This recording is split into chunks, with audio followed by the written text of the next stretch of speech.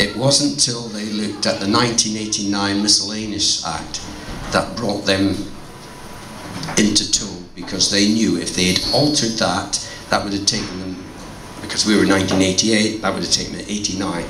So they couldn't go down that route, because they would have lost.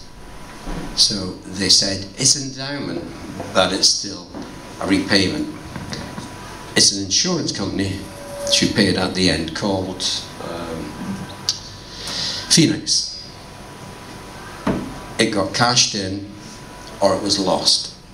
Bradford and Bingley produced, people in here don't know this, they produced an email with all the information blacked out, except a figure of £173 that they found in an account, and claimed that we cashed it in for this amount. 5 years of pain, and you've got £173. Right, they might not be the slaves of a computer, but they've got fingers. They know how to count. Not only that, they were so stupid. That document that they referred to was in my wife's account, they claim. The account number was not the same account. Although the judge says there are similar numbers. You know, they might have had a 1 or maybe a 5. You know, the barrister nearly fell off her stool when I said it's a different account number. They panicked. I was standing here, they were sitting over there, and they just went crazy.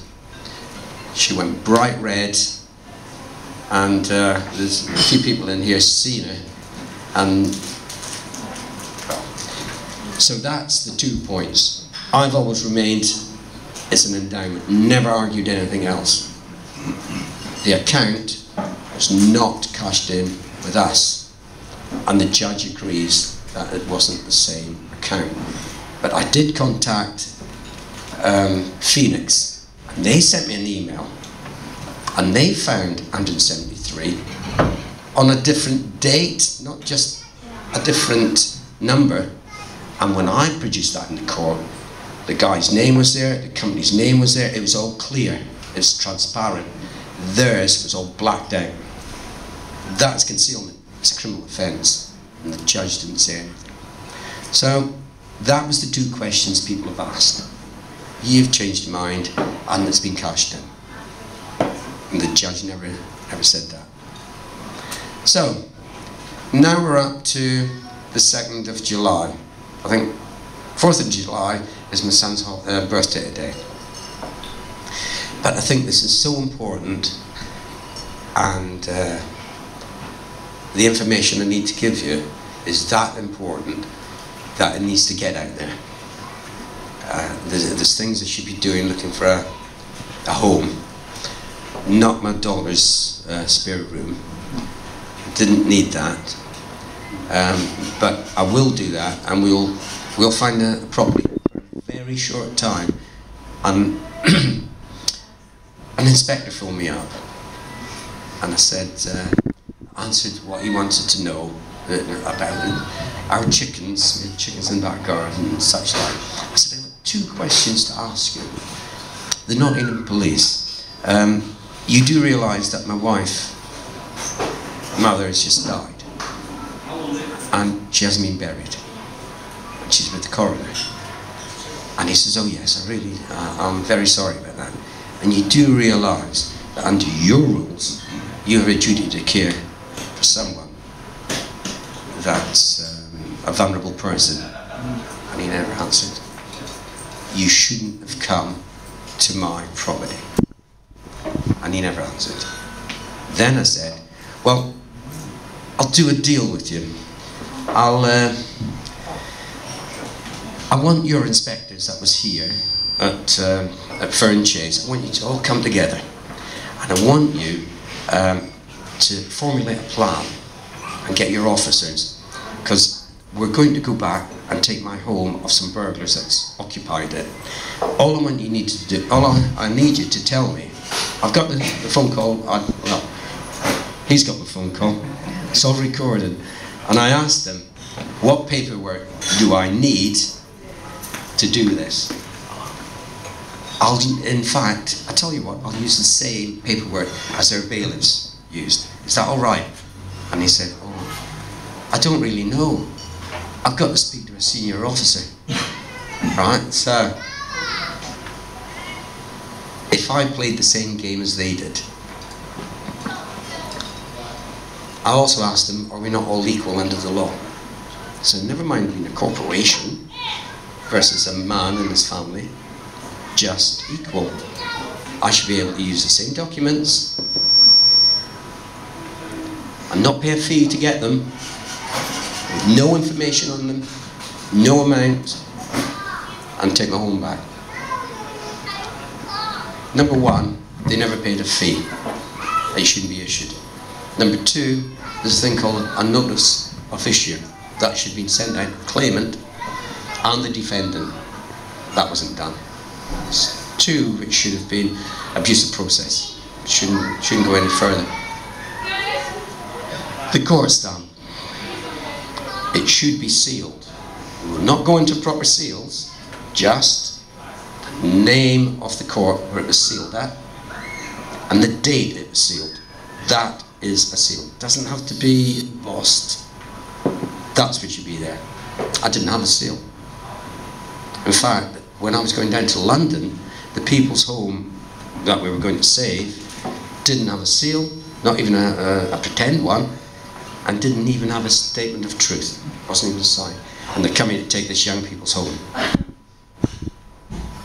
So that was my choice on Thursday morning. My dog was dying. I'll get a bit emotional here, okay? And this couple, so we tried to get the dog through the day. And we went, excuse me, Mum. Take your time, Tom, take your time.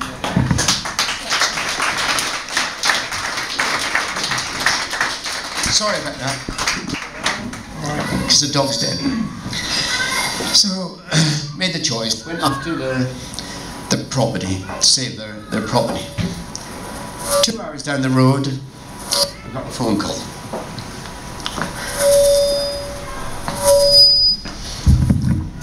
It was the dog that started me off, sorry. I think this is the first time I cried for a long time in public. Well, break, Tom. Where's your bed, Tom? Do you want a break, Tom?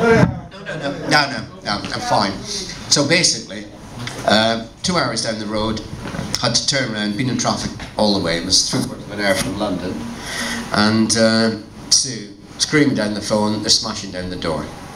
So I turned round, and if there's any agents in here, or police officers, I was doing as fast as I could to save my family. Every speed, average speed was, I don't know, 200 miles. Through Nottingham itself, but I did it safely. I never jeopardised anybody's life. It's only when it was clear did I floor it. And when I arrived, there was a lot of really good people like yourselves, brilliant, standing in front of a bunch of scum. There was no police officers there that day, none.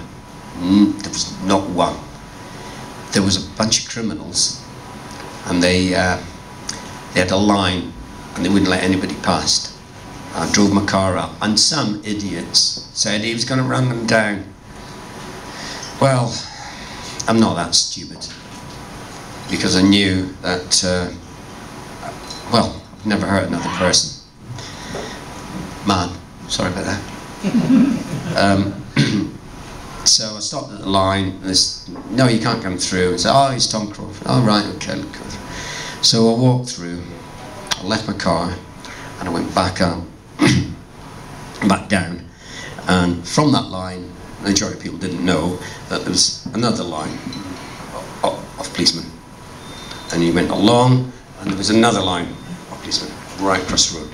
Then you went to the next, further down, and another line of police officers. Then you went down the Chase. Chase is about from here to there. another line of police officers, and then behind that, the final line.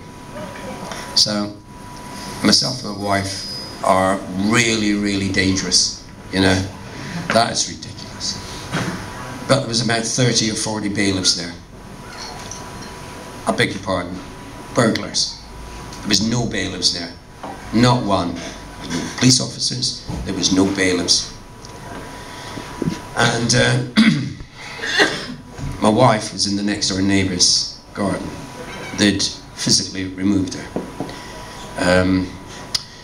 There was, I'm going to name the police officers.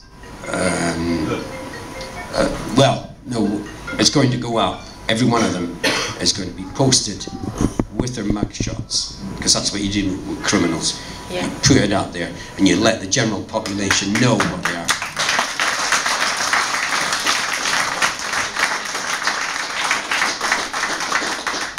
Oh, by the way, after the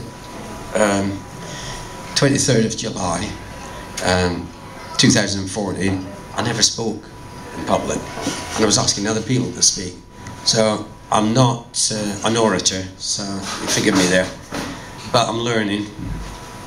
And these smug men, well, no, these burglars, every one of them, and some women, and they weren't women, were all, and they were smiling. And I said to them, "What are you smiling about? Are you happy? I've got to say this." There was a group of Asian lads. Now, I'm a religious man, I'm Christian, but I also know their beliefs. And I told them, "Do you know what usury is? Usury is?" And they didn't answer, but they stopped smiling then. And then I told them a bit of their religion. And the end part was, I said, "Do you know, let's say you die and you go out to see what you call a prophet, Muhammad, are you going to look him in the face and say, 'Today was a good day'?" And all their heads went. And one of them took money out of his pocket and tried to give it to my daughter. He wouldn't take his wages for that. And I tell you what, they were good men, but at that point they should have left. Yeah. There was also all walks of life there. There's some really obnoxious, horrible people. One was right, he was that size, and he's smiling, he's grin across his face. And I generally don't swear, and I don't get angry. I didn't swear at him, but I went very close to his face, and I told him what I thought of him. And he said, "Come on here." And the police officer went in between like a hand, and then pretending with his mate pulling him away. And he went up, we've got a steep driveway. And he went up, and I said, "Yeah, run along, you coward. Too much aggression there. Is it the steroids?" I said, "The steroids are good for you, but it makes your willy small."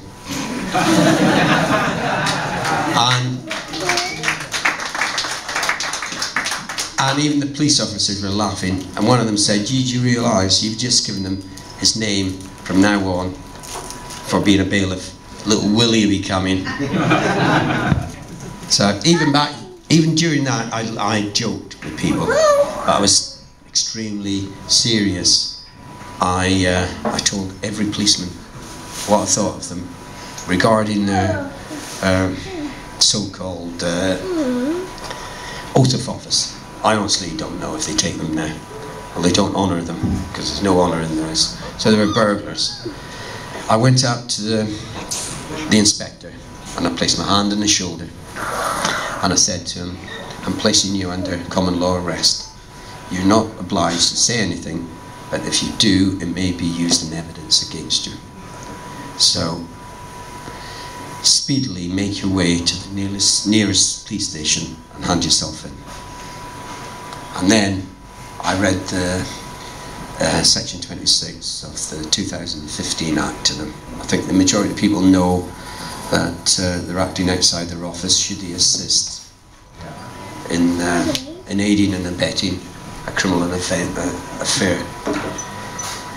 And so I told them all, and I made sure every policeman I looked in the face, and most of them looked away, but there was a group that's got mental problems that was smiling. In fact, they had a film crew there. They also notified the BBC, ITV, and the papers before they came to my house. It was premeditated. There was 21 riot vans. There was 3 helicopters went round, 30 to 40 bailiffs, removal firms.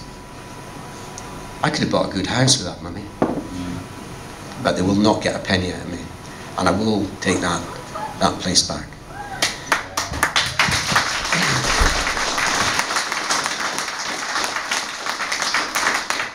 Sorry, I'm sorry, I look at you all the time, sorry, because you're a focus, I don't know why. You, yeah. No, this gentleman, yeah, I mean, I don't know why. I'm going to take it back. And they're not going to, that's why they arrested me, by the way. They tried to, I tried to save a chap who was also arrested because there was a burglar goon dressed in, by the way, they're a gang, they got the colour, it's called blue. He was standing there with a big beard, and this chap was goading him, going, and he says, "That's monkey. You're a racist." He just made a racist. That was Andy Pears, that. He was arrested for that. That's right, Andy. Good man. And I stepped in between them, and I said, "He's got Asian and black friends. He's not a racist. Not one of you policemen are black. Not one of you lot are Asian. You're the racist, and you're inciting by using a racist card on an innocent man." Now, he's been banned from the whole of Nottinghamshire for what he's done, and he did nothing. So then they decided that, oh, we've got to get rid of this man. You know, he's not going along with the game.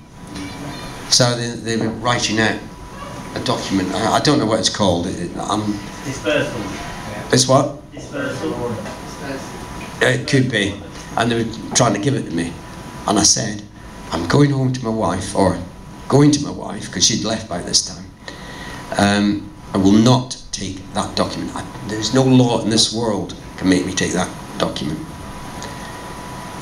And I walked away, and I don't know if you've seen the videos, and I walked round the van, and when I came round the other side, this inspector, who doesn't like me because he quoted the law, and I corrected him, and I told his officers when he started twitching his face, and then he realised I was telling him the proper section, and he walked off.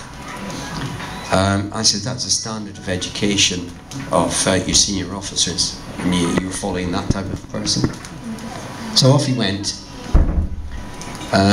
So he had to get some revenge anyway. So when they came round to me, I kept on walking away, and I was making a phone call then, and they grabbed my arm, and that inspector, it may not be him because I couldn't see the arm, but he aided it, and they put it as far up my back as they could. This was punishment. And then the other hand brought down into those cuffs, and they tightened those. It was so tight that when they got me in the wagon, it took them 5 minutes, because I don't know how they rutches it up or whatever. It was so tight that they were struggling to undo it. I've got bruises all around here. It was swollen out. I've got photographs of it. When I tried to help people up the top, because they were almost, they were trying to take my goods out, and supporters were going to stop the van. I could see what they were doing. They were trying to incite trouble. So I came up and I said, right, calm down, just let it go. And when I put my arm up, another sergeant whacked me, pulled it down. So the first assault was by a Sergeant Nick Clark, I think his name is. He physically removed my wife. He physically removed my daughter. And I went to him and I told him to remember my face, because I won't forget yours. And I take this personally now. You do not put a hand on a woman, and especially my wife. So from there, he said, well, yeah, I did move them, and I did physically remove move them, unbeknownst there was a camera listening to him with criminal prosecution. I'll just go off and what's him now? I'll just go off on stress leave. I said, yeah, but they'll be following you, and we'll come up to your property, and we'll come to your house, and we'll arrest you. You're not getting away with this. So I think that's, and I can't go through it all, be hours. That's a picture of what happened down on the Chase that day. Criminality was unbelievable. One police officer said to one of the bailiffs, "Are you made sure that the house is at the back is secured properly?" What's it got to do with him? This is to stop a breach of the peace. It aided and abetted those other criminals. So we got one lot of criminals assisting another lot on no documentations. And the final thing, I asked them for the head bailiff to come and show me. They claim it was a writ, and we now know that a writ does not have jurisdiction. The High Court does not have jurisdiction to take property. They've got jurisdiction to take money. They can smash your door down, take all your goods, take it out. They could not take property. We've got court cases that prove that. So I said, where's this bailiff? And he walked up, and I said, right, let's play this properly. I said, for you to be the court bailiff, you are to be appointed by the court, and on the court form, on the writ, your name has to be stated, because if you're not that name, it's a criminal offence under the 2006 Fraud Act, purporting to be an officer of the court and to carry a court document, 6 years in jail, that is. I said, what's your name? And I'm not telling you. And he ran away. He wouldn't show me that, because he knew I knew at that particular moment. And I said to the inspector, you've just seen a crime. What are you going to do? My wife's been assaulted. My daughter's been assaulted. My house has been burgled. What are you going to do? And he walked away. That is the police force we got today. But I apologise for that. We do not have a police force today. Absolutely. There is no police. There are more eloquent persons to speak regarding grand juries, peacekeepers. We need our own police force, and we need our own courts. We don't get any remedy in courts. We do not get policed. We get no... Can you imagine? I don't know how many police were there. 150. How many people was in need at that particular moment? How much money has been spent on those helicopters when you've got to give your good money to charity for an air ambulance? And they say they don't have any money. There's my wife, me, and my daughter. £500,000 spent. We're really dangerous. ISIS is now taking a back seat. Me and my wife are first. So you're the domestic terrorist we've been watching. Actually, I am, and I'm proud of it. Yes.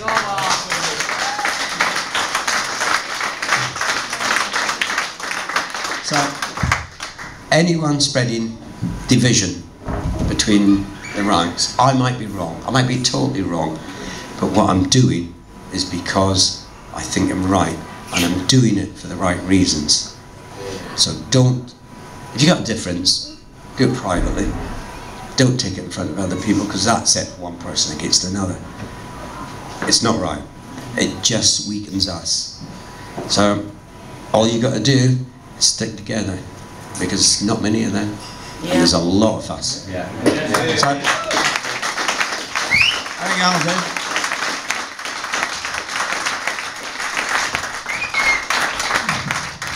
Thank you very much, Sam. Very emotional. I told the papers to clear off. ITV, they did a reasonable job. They didn't carbon copy what the Nottingham Post did and then sold all over the country, and they profited by the 23rd of July and the 24th of January. So I told them to, he was a young man, I said, get a new job. And I told all the police, all the burglars, to get new jobs because we're coming for you. So, any questions? Yes, miss? Tom, in court, it was established, right, beyond a shadow of a doubt, that the alleged amount being claimed could not be verified. The judge threw that out completely. Right? Yet, in spite of that fact, there are certain individuals across the social media who were saying that you should pay in order to avoid having your house stolen. Well, now, what's your response to those individuals? One of whom actually suggested that a crowdfunding should take place. Michael just said, we will not put any divisions. I do appreciate whatever you said. Well, you're absolutely right. There was no debt. I don't owe anything. I did think I owed it something up for 25 years, but I paid an extra one on top. But I don't want to talk about, I do appreciate that, Michael, but I won't take questions that might a division between people. Thanks. What's your next step, Tom? Where are you going from here? What's your next step? I'm just... What's your next step? I like that one. Our next step is, I'm not going to publicise it on the internet like I did, like a fool. Yeah. So I'm going down to help someone. That is all stopping now. I'm being monitored. Everything I do has been looked at very, very carefully. And you'll probably recall now because you spoke to me. But the next step, we are doing what we need to do. The only thing I can say, I think I said it to you, that you've heard about them shooting themselves in the feet. This lot shot themselves in the head. And it didn't affect them. That's the thing. Nothing there. There's nothing there, yeah. Shoot themselves in the arse if they wanted to Brian. Yeah. So, I can't say what our next step is, but I'll give you an idea how big it is now getting. My wife went into Tesco's and I stayed in the car because my phone's gone on the meltdown, and I've been speaking to this, that and the other. I don't have a watch, they stole it. Yeah, they did. And she took a half hour to 3/4 of an hour than she should have done. She was going around Tesco's, people are stopping her and saying, that was disgusting. People she never met said, they're on eviction, fraud of the bank, they've joined, beat the bailiffs that day. They're going everywhere. It's gone manic. Within, I think it was 3 hours, we had 2,500, and they put a petition up, 2,500 voting. It's now, well, last time I looked, it was 4.5. I mean, I started one called for justice and fairness, and they deliberately massage the figures. We only come up to 2,000 in months, which is wrong. But yeah, what was that question? What was your next step? But I've got, Yeah. I've got one more really important question. Are you and your family okay at the moment? Good question. Well, in the custody suite, I've never been in one before. I've never been in a cell. In there, when they were letting me go, he says, "Are you all right, Mr. Crawford?" And I says, "I'm fine." I said, "What's going through my blood just now? If you could bottle it and take it to the lads in the gym, instead of pumping themselves through with steroids, give them this, because it's going to blow their heads. Because they've released a monster, and I'm coming after them." Yes.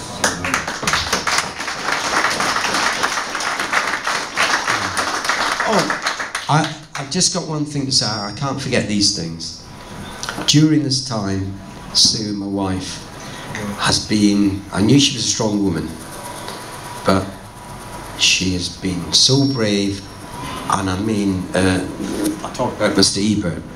He is absolutely in awe of her. She was clear, concise, during the period, speaking to different people. She was screaming at first, total fear, and as she's screaming, she's got our dog dying. They cut the dog's life in half, or the last couple of days in half. We thought we might be able to save him. But she'd been so brave. Not just this, they've, her mother's in the morgue, and she's got her mother's belongings, the dress that she was going to be buried in. And those terrible people have got it. So I have to say that. Is his name Liam Bird, and he's a mason. Yeah, yeah. Anyway, that is a type of thing that these people are doing. I spoke to the inspector about the dying dog. I need to get him out. I'll take my car down, put it in the back, I'll take him. And they refused. So that was the dog. He got put to sleep the next day. But we had 5 chickens in the back. And it was in a, we used to let the chickens wander the whole garden, but we put them in the coop in the morning, and they must have rounded them up, but they left them in that coop the 3rd day.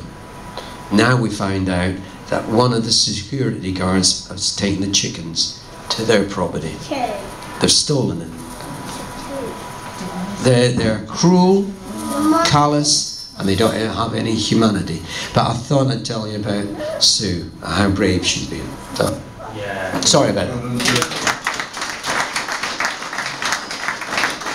And like of Russ round here, Ross has gone through exactly the same. I'm only speaking for people that don't have a voice. And I've got to speak, and Russ has to speak as well. We've got to tell the general population that these people are animals. No,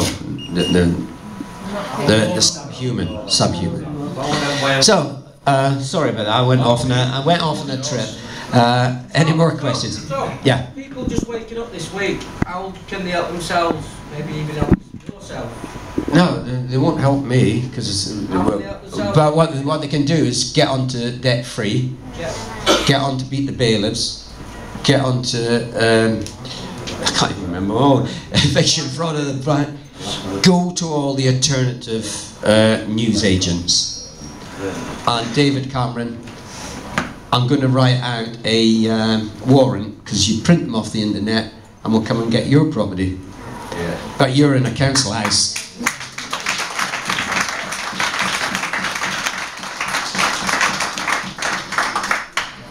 Do you think the media are using you as an escape rope to actually start the crap that's going to happen in England? No, I don't. I think it's total anarchy that's happening just now, and not us, it's them. They're trying to steal our property, trying to steal our children. If it's got any value, they'll come and get it. Yeah, I said that from my very first video, all that time ago, a year, it seems like 20 years, that there's no money. There's never been any money. There's only property, and there's your sweat. Everything that you do goes to them. Stop giving it to them now. Give it to yourselves. Trade with yourselves. Do what you need, because they're total criminals. No government, no police, no judges. We got anarchy, and it's not us, it's them.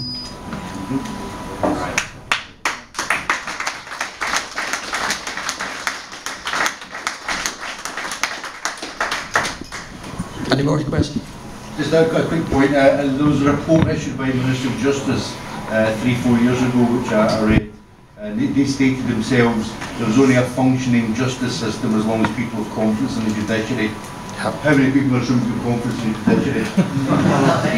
You have to see justice must be seen to be done as well. Can't be done behind closed doors. Yeah, well that's it, Ron. That's why my case was so important. If the public lose confidence in the court system, it collapses. And that's why they lied. I asked them to change you get the judgment, which is handed down, brilliant judgment, but the court order was totally flawed.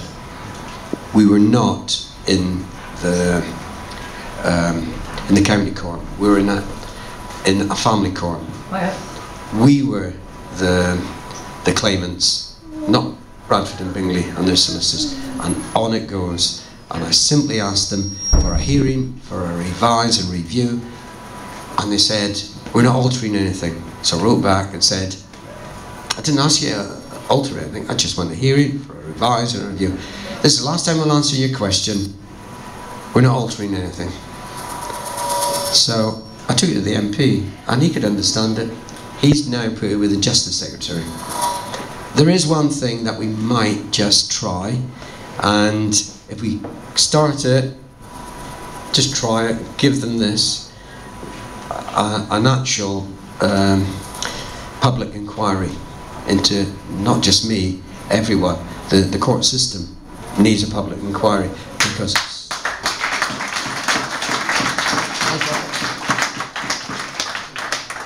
that inquiry in Nottingham, I think there's a bit of room spare. Inquiry. Yes, please. yeah, well maybe we should be the ones doing the inquiry. Yeah. Any more questions? You want to be here, Tom? I've got one there, thanks. The car broke down on the way here as well. 10 minutes, Tom. 10 minutes till they'll be here. All right, okay. Invite them in and educate them. That's the breakdown service. So, thank you very much, and lovely being in Manchester. What? So, most of you lot going to Nottingham as well. Oh, all right, so. Bolton. The wrong meeting. Southern England. Get out now. Yeah, get off now. That's it. He's blotted his copybook. It's gone. So I'll pass you on to you. You're no? No, I've been on me. Where's it? Oh, Kev. Oh, there he is. Who'll be down. Thanks a lot. Thanks, big round of applause for Tom Crawford, please.